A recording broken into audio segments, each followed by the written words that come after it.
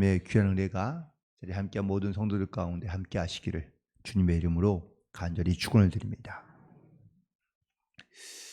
어떤 날을 사모하며 혹은 또 어떤 날을 바라보고 기대하고 있다는 것은 분명 지금의 상황이 혹은 또 지금의 모습이 뭔가를 새로운 것을 필요로 하며 혹은 어떤 경우는 절망과 같은 상태 가운데 있다는 것을 의미하기도 합니다.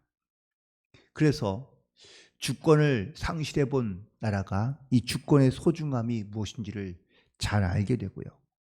아파 본 사람이 그 병의 고통과 아픔을 아는 것처럼 그래서 그 회복과 아니면 그 병에서의 자유함이 얼마나 중요한지를 깨닫게 됩니다.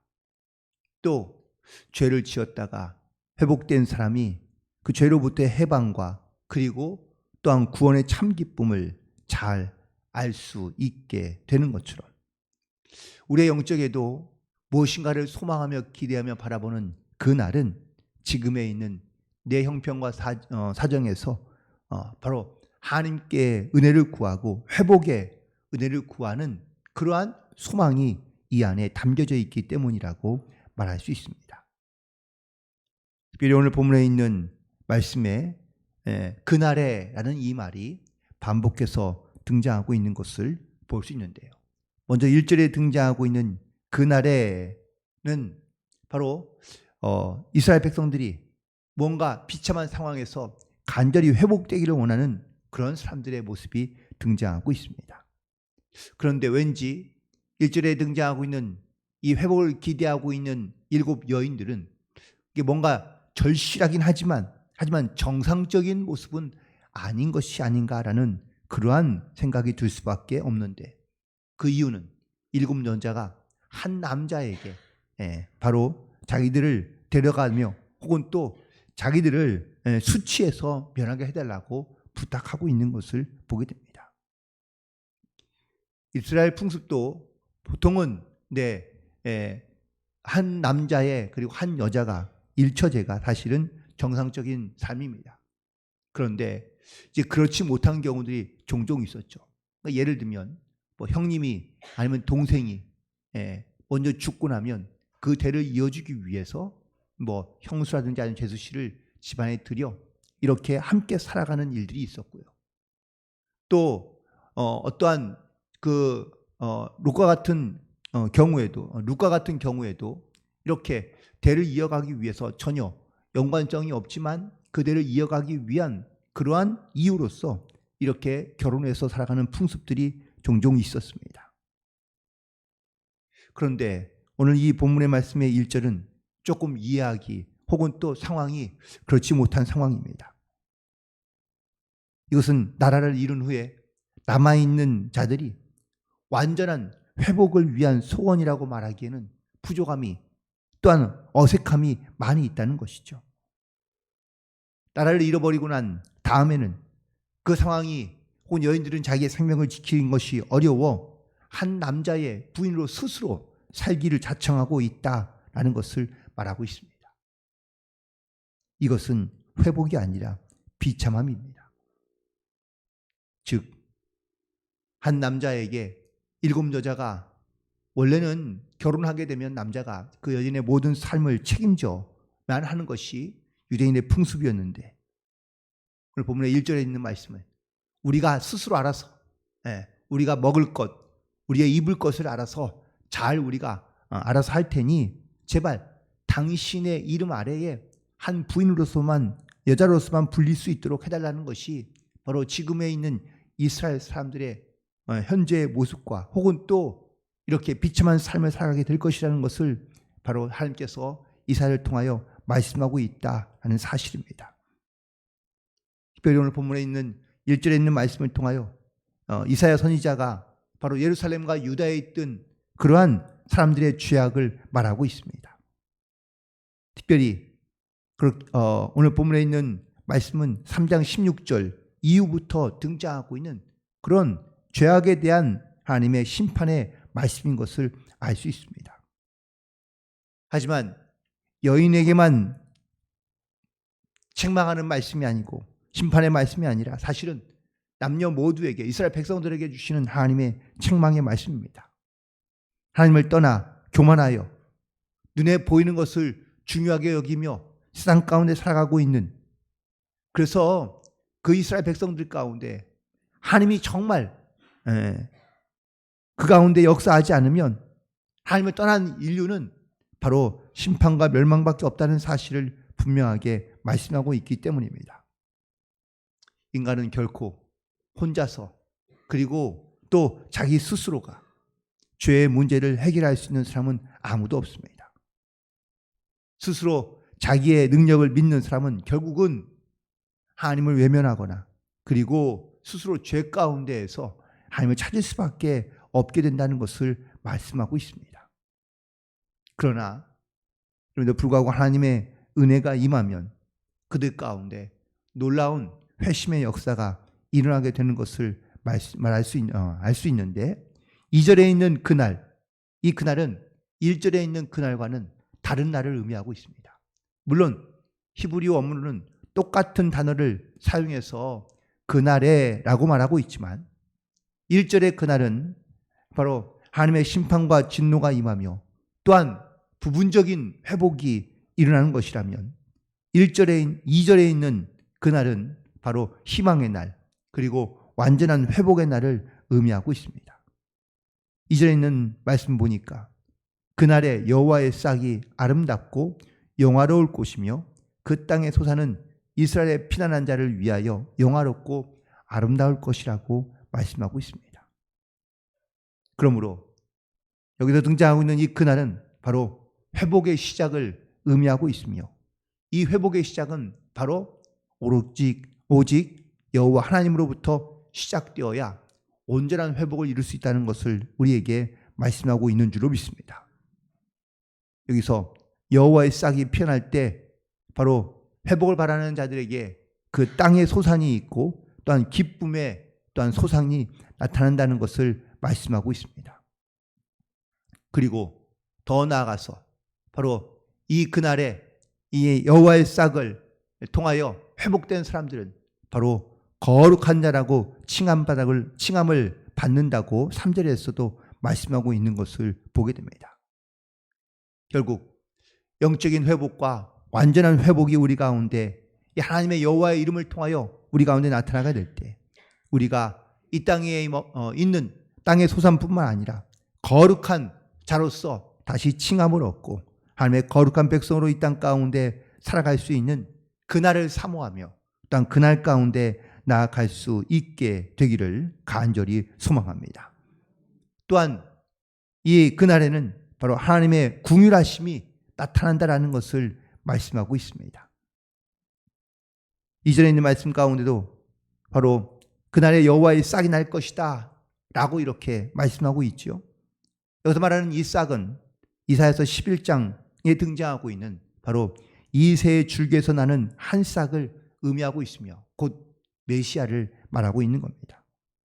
지금은 바로 이렇게 나라를 잃어버리며 혹은 또 열강들의 틈에 끼어서 고통과 혹은 또 어려움을 겪고 있지만, 반드시 언젠가는 이 어려운 땅에, 그리고 또한 열강 가운데 처한 이 운명 가운데 바로 이 메시아가 나타나 그들을 다시 회복시켜 주실 것이라는 그러한 말씀의 예언을 바로 증거하고 있는 것이죠. 그리고 그 싹에서 열매가 자라나 그리고 풍성한 소산을 얻게 된다는 것은 바로 이스라엘 백성들이 온전하게 잘 회복될 수 있을 것이라는 것을 그들 가운데 말씀하고 있는 것을 볼 수 있습니다. 그리고 드디어 그 날이 바로 오늘 본문에 있는 말씀 4절에 등장하고 있는데, 그 날은 어떤 날이냐? 4절에 있는 말씀을 보시면, 이는 주께서 심판하는 영과 소멸하는 영으로 시온의 딸들의 더러움을 씻기시며 예루살렘의 피를 그 중에서 청결하게 하실 때가 됨이라 라고 말씀하고 있습니다. 그래서 그날은 하나님께서 이스라엘 백성들의 모든 영을 깨끗하게 그리고 정결케 하시는 그런 날인 것을 의미하고 있습니다. 우리가 죄로 거룩하지 못하고 온전하지 못하면 결코 우리가 악에서 떠날 수 없으며 하나님의 심판으로부터 우리가 의로운 자로서 하나님 앞에 나아갈 수가 없습니다. 여전히 우리 가운데 죄의 문제가 남아있다면 우리는 하나님 앞으로 회복하는 삶을 살아갈 수가 없습니다. 하나님도 우리의 모든 죄를 깨끗게 해결하시고 난 후에야 우리를 회복시켜 주신다라는 사실이죠. 우리는 주님 앞에 나아갈 때마다 먼저 우리의 죄를 회개하고 자복하여 우리의 모든 죄를 깨끗하게 하고 난 다음에 하나님께서 우리 가운데 동행하시고 역사하시며 하나님께서 행하시는 일들을 우리 가운데 깨닫게 해주시는 줄로 믿습니다. 하지만 우리의 죄의 문제를 내 스스로 해결할 수는 없습니다. 하나님은 그래서 우리의 죄의 문제를 해결하기 위하여 독생자 예수 그리스도를 보내주시고 우리의 죄를 대신하여 십자가에 달려 죽게 하신 줄로 믿습니다.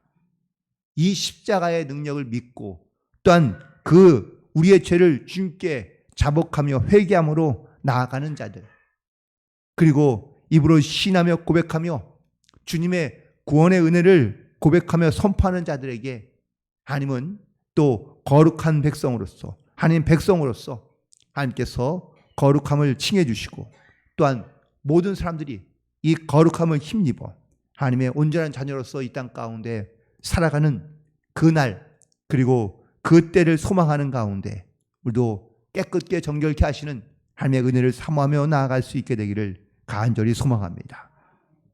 그리고 그날이 되면 하나님께서 우리를 온전히 회복시켜 주신다고 말씀하고 있습니다.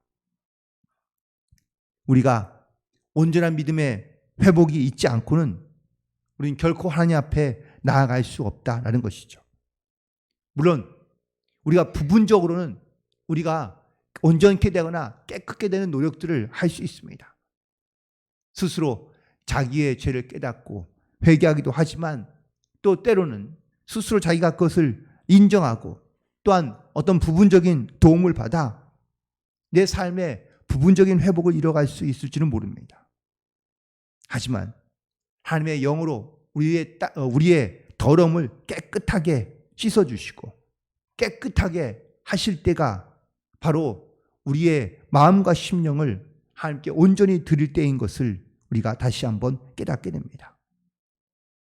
그리고 우리의 더러움을 씻고 우리를 청결하게 하실 때 바로 하나님께서 우리 가운데 함께 하시는 줄로 믿습니다. 5절에 있는 말씀에 보니까 여호와께서 거하시는 온 산, 시온산과 모든 지폐 위에 낮이면 구름과 연기, 밤이면 화염의 빛을 만드시고 그 모든 영광 위에 덮개를 두시며 또 낮에는 더위를 피하는 그늘을 지으시고 폭우를 피하며 숨는 곳이 되게 한다고 말씀하고 있습니다. 즉 어떠한 상황, 어떠한 문제와 어려움이 있더라도 하나님께서 우리와 함께 하시며 또 우리를 덮어주시고 우리를 보호해 주시고 우리 가운데 평안한 안식으로 거할 수 있도록 안전하게 인도해 주신다는 이 말씀을 통하여 하나님께서는 바로 그날을 사모하며 그날 가운데 하나님의 거하심 가운데 나아갈 수 있는 영적인 하나님의 백성으로서 살아갈 수 있게 되기를 우리 가운데 끊임없이 말씀해 주고 있는 줄로 믿습니다. 오늘 본문에 있는 말씀을 통하여 우리는 항상 하나님의 그날을 사모하는 마음을 가지고 우리는 주님 앞에 기도함으로 나아가야 될 줄로 믿습니다. 그런데 우리가 신앙생활에서 꼭 기억해야 될 것이 하나 있는데 우리가 어떠한 고난과 환난과 어려움 가운데 우리가 기도하고 간구하면 하나님 반드시 우리를 도우시고 또 우리 가운데 함께 하시며 또 우리 가운데 역사해 주시는 줄로 믿습니다. 그러나 모든 문제가 다 완벽하게 완전하게 해결되거나 제거해 주시진 않는다라는 사실입니다. 왜 그럴까요? 그 이유가 있는데 왜냐하면 하나님은 분명히 당신의 택한 자녀들과 함께 소통하기 원하고 교통하기 원하시는데 만약에 우리 가운데 이 모든 위험의 요소가 다 제거되고 난다면 우리는 결코 하나님을 찾지 않기 때문인 것이죠.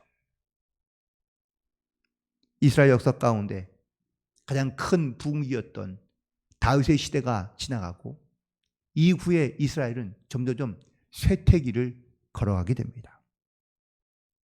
그런데 그 쇠퇴기에 들어가면서도 하나님은 끊임없이 이스라엘 백성들을 향하여 말씀하고 있습니다. 회개하고 다시 돌아오라.